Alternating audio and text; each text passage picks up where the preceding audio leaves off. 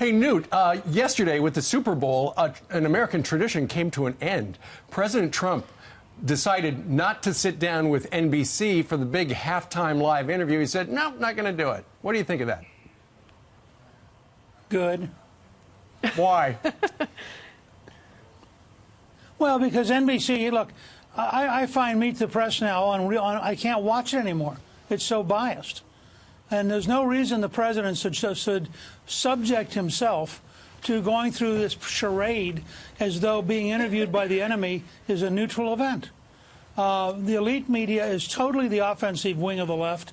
They have nothing left of the idea of being a neutral news media, and I don't think that he should dignify them by pretending that they're okay. They're not okay.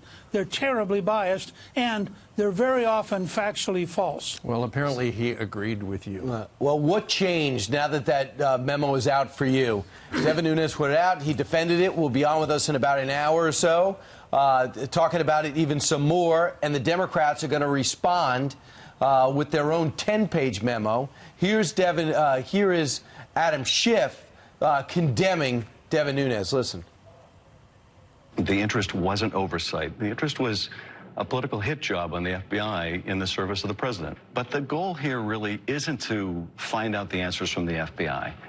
The goal here is to undermine the FBI, discredit the Mueller investigation, do the president's bidding. If you have a neighbor who's buying fertilizer, lots of fertilizer, but has no yard, and you have concerns about it, and you want to call the FBI, you're now going to wonder, is that FBI going to hold my name in confidence or this information in confidence?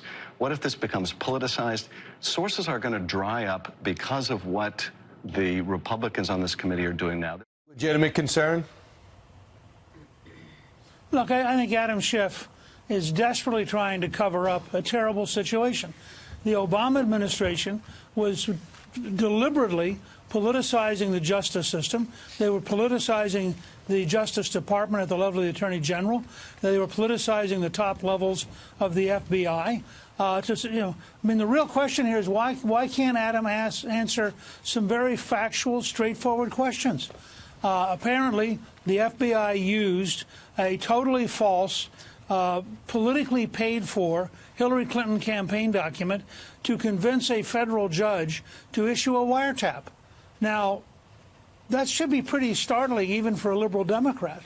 And yet there's this perennial necessity to go back and try to defend the indefensible, and that's what Adam Schiff is doing. You know what I've noticed? That when Hillary Clinton lost the election, her campaign blamed Comey.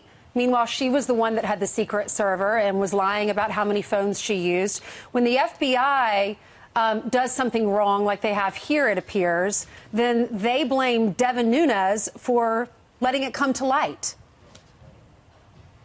Yeah, I mean, I think this is classic cover up everything kind of behavior. The fact is the Attorney General should not have met. Right. But the Attorney General should not have met with Bill Clinton.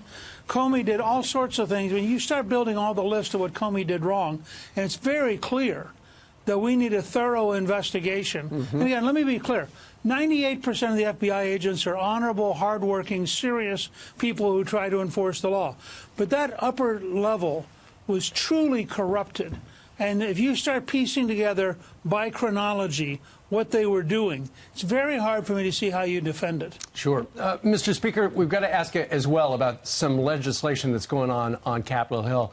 We're coming up against another budget deadline, and the big question is, will there be another shutdown? What's going on regarding DACA? How do you see this all fitting together right now?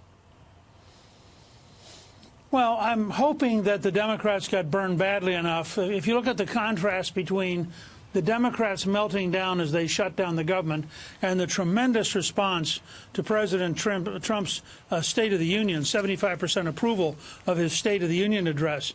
I'm not sure that Schumer wants to go through another round of losing that badly. So my hope is that the House will pass something reasonable, that it will move the ball down the road a ways, that it will begin to strengthen defense, and that they'll work on DACA. I mean, the president has said openly he wants to actually help the Dreamers, 3 times as many of them as Barack Obama did.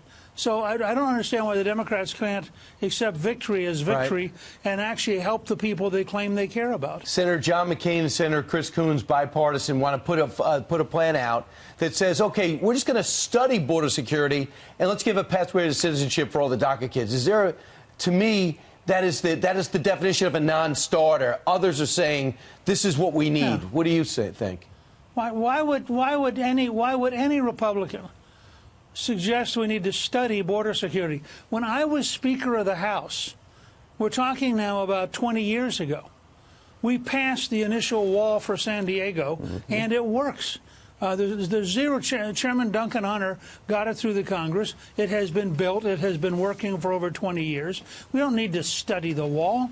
And frankly, it's a lie. When liberals come in and say, if you'll give me everything I want, I'll study giving you what you want, you know they're not telling you the truth. Yeah, I can't imagine why you put it that way. There's some Republicans who can't ever learn. It really mystifies me because there's some Republicans who I think, you could get them to pick up the tab every single night at the bar, and they still would never figure out that you're the guy drinking and they're the guy paying. You made it so simple. All right, Newt, thank you very much for joining us today on this Super Monday.